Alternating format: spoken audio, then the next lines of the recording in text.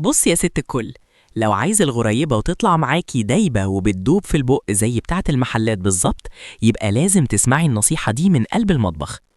في غلطة كتير بيقعوا فيها، وهي استخدام الميزان. الغريبة بالذات الأفضل تتقاس بالكوباية مش بالكيلو. ليه بقى؟ عشان كثافة الدقيق أخف بكتير من السمنة، فالميزان ممكن يخلي المقادير تخلف معاكي، لكن الكوباية بتظبط الحجم وتخلي القوام يطلع هش ومظبوط شعرة. احفظي بقى النسبة الذهبية للغريبة.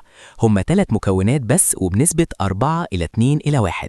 يعني 4 كوبايات دقيق عليهم كوبايتين سمنة وكوباية واحدة سكر بودرة. بس خلي بالك من التركة دي، السكر لازم يكون بودرة ناعم جدا ومنخول كويس. ابعدي تماما عن السكر الحبيبات عشان ما يبوظش القوام وتطلع منك ناشفة.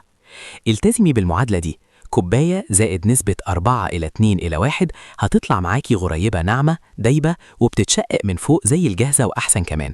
جربيها وهتدعيلي.